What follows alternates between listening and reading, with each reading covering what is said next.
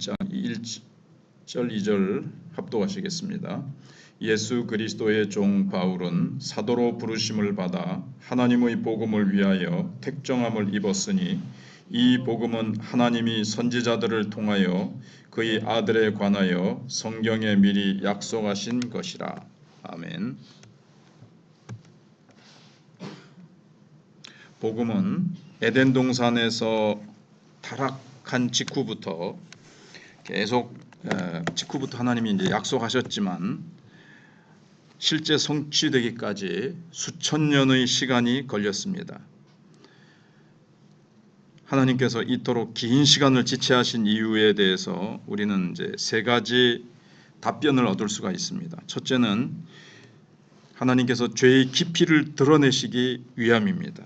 인간은 하나님의 말씀을 매일 읽으면서도 영적 소경이 되어 진리를 보지 못했습니다. 우리가 구약 에스겔이라든가 호세아부터 시작해서 말라기까지 소선지자를 읽어봤습니다. 구약 이스라엘 백성들은 말씀을 받았죠.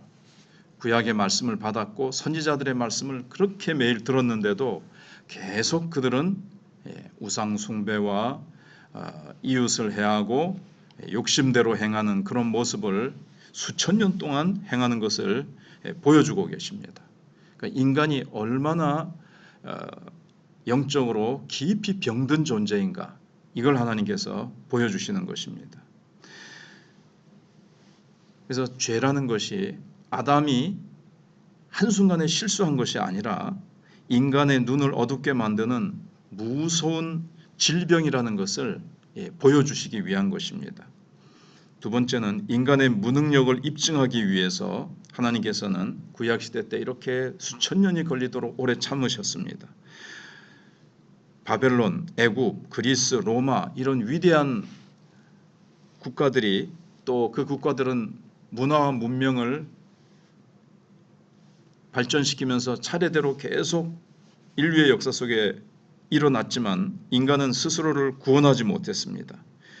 그 문명과 문화는 처음에는 멋있게 일어나는 것 같았지만 부패하고 썩고 스스로 자기들이 만든 문화와 문명에 그냥 이렇게 자멸하고 말았죠. 인간은 스스로를 구원하지 못하는 존재라는 것을 하나님께서 오래 참으시면서 인간 스스로 인간은 이렇게 부패하고 이렇게 무능력하고 이렇게 영적으로 죽은 존재구나 하는 것을 처절하게 느끼도록 그렇게 하나님께서 오랜 시간 너희들이 한번 해봐라 이런 식으로 하나님께서 좀 방치하셨다 그럴까요? 오랫동안 스스로 깨닫기 위해서. 하나님은 억지로 구원을 베푸시는 분은 아니시거든요. 심지어 율법을 이스라엘 백성들에게 주셨음에도 인간은 육신의 연약함으로 인하여 율법을 지키지 못했다라는 겁니다. 얼마 동안 지킬 수 있나 기회를 주셨다고요? 수천 년 동안 하나님께서 기회를 주셨지만 지키지 못했습니다. 세 번째는 하나님의 주권과 마귀의 입을 막기 위해서입니다. 하나님은 인간에게 스스로를 구원할 충분한 기회와 시간을 주셨습니다. 그러나 모든 노력이 허사로 돌아갔을 때 아들을 보내심으로 때가 참에 아들을 보내셨다고 갈라디아서 4장 4절에 말씀하고 있지 않습니까? 그래서 구원은 오직 하나님께만 있음을 선포하셨습니다. 하나님의 주권 속에 있다는 거죠. 하나님의 능력으로만 인간이 구원받을 수 있다는 것을 하나님께서 보여주셨습니다. 그리고 대적 마귀의 참소를 잠재우셨습니다. 보십시오. 인간은 이렇게 부패하고 타락하고 하나님을 섬기지 못하고 하나님을 사랑하지 못합니다. 결국 하나님의 인간 창조는 실패한 것입니다. 이렇게 얘기를 하면서 인간을 계속 하나님께 참소했지만 하나님께서는 예수 그리스도의 죽으심과 예수 그리스도의 피로 사탄의 그 참소를 잠재워 버리셨습니다. 그러나 내 아들이 인간의 그 모든 죄악을 다 담당하고 그 모든 죄를 씻겨서 택한 백성들, 예수 그리스도를 믿고 의지하는 자들은 다 정결하게 되었고 내가 예수 그리스도의 의로 옷 입혔느니라. 그들은 정결케 되었다. 의롭게 되었다. 그래서 마귀는 하나님의 택한 백성들, 예수 그리스도의 십자가를 붙드는 자들은 다시는 정죄에 참소하지 못하게 돼버리고 말았습니다. 두 번째, 바울이 구약을 이제 강조하는 이유는 2절에서 어저께도 생각해 봤지 않습니까?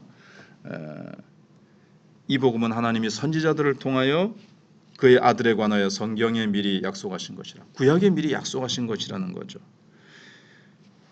바울은 설교할 때마다 성경대로라는 표현을 사용하면서 구약을 인용합니다.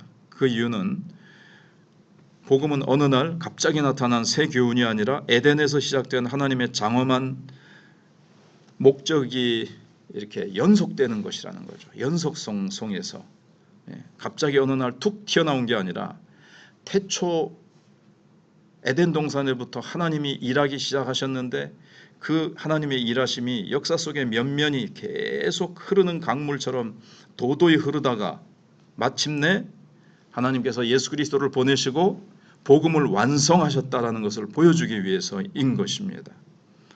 그리고 메시아의 고난을 입증합니다. 바울은 유대인들은 정치적인 메시아를 기다렸지만 바울은 구약을 통해서 메시아가 반드시 고난받고 죽으셔야 됨을 증명을 했습니다.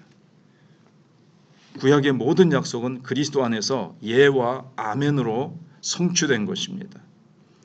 그리고 유대인들이 복음을 거부하는 상황 속에서도 바울이 복음을 전하는 곳마다 쫓아다니면서 바울을 죽이려고 그렇게 복음을 회방했지요.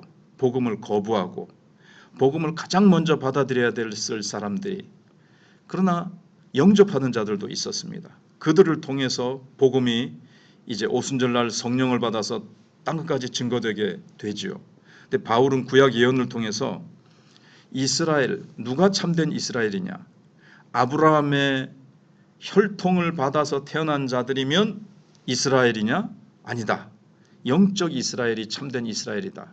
즉 혈통으로 이스라엘 백성으로 태어났어도 예수님 영접하지 않으면 그는 멸망의 자식이 되는 것이고, 이방인이든 누구든 남녀노소 빈부귀하를 막론하고 어느 나라 사람이든 예수 그리스도를 영접하고 하나님을 아버지로 모시는 자들이 참된 하나님의 자녀여 백성인 것을 변증을 했습니다.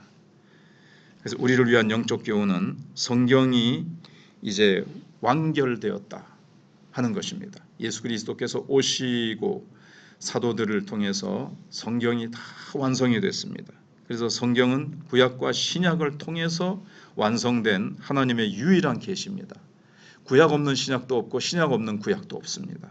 구약과 신약이 하나님의 놀라운 역사심과 신비로운 역사로 이게 하나의 책이 되어서 말씀이 되어서 이것이 우리에게 주신 유일한 계시의 말씀, 우리에게 구원을 주시고 하나님의 사람으로 우리를 온전케 하시는 유일한 계시라는 것을 우리가 기억해야 되겠습니다. 여기에다가 인간의 전통이나 새로운 계시를 덧붙여서는 안 됩니다.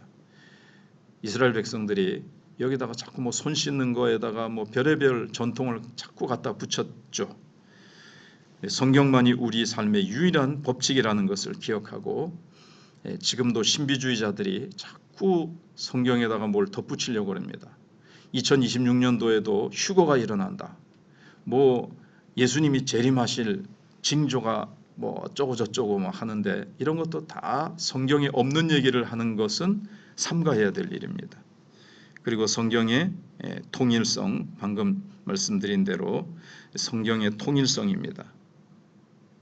십자가는 단순히 사랑의 전시가 아니라 구약이 예표한 속죄의 완성이라는 것을 기억해야 되겠고, 구원은 율법을 폐하는 것이 아닙니다. 그럼 이제 율법은 지킬 수 없는 것이고 이것은 예수님 오심으로 폐지된 것이 아닙니다. 율법의 요구를 이루는 것입니다.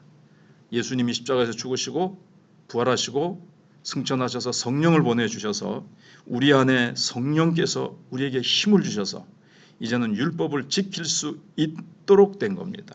율법을 지킬 수 있는 힘을 우리에게 불어넣어 주신 것이죠.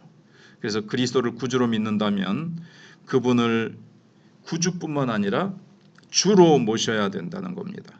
그리고 이제 구원받은 것으로 멈추는 것이 아니라 성결한 삶으로 나타나야 됩니다. 하나님의 방식에 대한 신뢰인데요. 구약의 역사는 하나님께서 자기의 일을 스스로 부응시키심을 보여주시고 계십니다. 하나님이 이 일을 시작하시고 하나님이 성령으로 부흥을 일으키신 것이라는 겁니다. 인간의 조직이나 노력이 아닌 하나님의 때에 하나님의 방식으로 하나님께서 역사하신다는 것을 이 복음의 역사가 보여주고 있습니다. 그래서 하나님은 수천 년 동안 잠잠하신 것 같았지만 여전히 일하고 계셨습니다. 4,000년의 기다림 끝에 아기 예수님이 오셨듯이 우리의 기도와 우리의 여러 가지 풀리지 않는 문제들 역시 하나님의 시간표 안에서 반드시 이루어질 것입니다. 늦지도 않고 빠르지 않고 우리 각 개인의 모든 문제들도 하나님 왜 빨리 해결해 주시지 않습니까 하는 것 같지만 하나님께서는 가장 좋은 때에 우리에게 응답해 주실 것을 믿고 수천 년을 우리를 구원하시기 위해서 하루가 천년같이 천년이 하루같이 기다리신 것 같이 우리도 하나님 앞에 기도하되 하나님의 때에 하나님의 뜻대로 이루실 것을 믿고 우리는 인내하며 계속 기도하며 기다려야 될 것입니다. 그래서 구약 성경은 우리에게 인내를 가르쳐 주시고 소망을 가지게 합니다. 하나님이 에덴 동산에서 약속하신 것이 수천 년 동안 이게 언제 이루어지나 싶어도 하나님의 때에 아들을 보내신 것과 같이 우리는 깊도다 하나님의 지혜와 지식에 부요하며 라고 고백할 수밖에 없습니다. 잠잠하신 것 같고 잊어버리신 것 같고 늦게 오시는 것 같아도 하나님은 정확한 때에 오신다는 것을 우리가 기억하면서 내 때와 하나님의 때, 내 방법과 하나님의 방법, 그것은 전혀 하늘이 땅이보다 높은 것 같이 하나님의 놀라운 지혜는 측량할 수 없다라는 감격스러운 사도 바울의 고백이 우리의 고백이 될 수밖에 없습니다. 그래서 하나님의 주권 앞에 우리의 모든 문제를 다 내어 맡겨야 될 것입니다. 기도하겠습니다. 역사와 시간의 주인 되신 거룩하신 하나님 아버지, 창세전부터 우리를 택하시고 타락한 인류를 외면치 않으시고 에덴에서부터 구원의 복을 약속해 주신 그 크신 사랑을 찬양합니다. 오늘 사도 바울의 고백을 통해 복음이 어느 날 갑자기 나타난 것이 아니라 오랜 세월 선지자들을 통해 미리 약속하신 하나님의 신실한 발자취임을 깨닫게 하시니 감사합니다. 하나님의 때와 방식을 온전히 우리가 신뢰하게 하여 주시옵소서. 인간의 눈에는 하나님의 역사와 일하심이 더디고 지체되는 것처럼 보일 때가 있지만 그 긴 침묵의 시간 동안에도 하나님은 여전히 일하시고 인간의 죄가 얼마나 무서운 질병이요 실상인지를 폭로하시고 인간이 스스로는 구원할 수 없는 무능한 존재임을 철저히 깨닫게 하시고 마찬가지로 내 삶에 하나님의 응답이 더디다고 느껴질 때에도 그것이 나를 낮추시고 오직 주님만 바라보게 하시는 하나님의 거룩한 공정한 하나님의 판단요 지혜임을 우리가 기억하며 인내하게 하여 주시옵소서. 성경만이 유일한 우리의 신앙의 표준이라는 것을 기억하게 하여 주시옵소서. 말씀만 붙들고 나가게 해 주시기를 원합니다. 예수님의 십자가의 보혈의 은혜를 늘 붙들고 믿음으로 살게 하여 주시옵소서.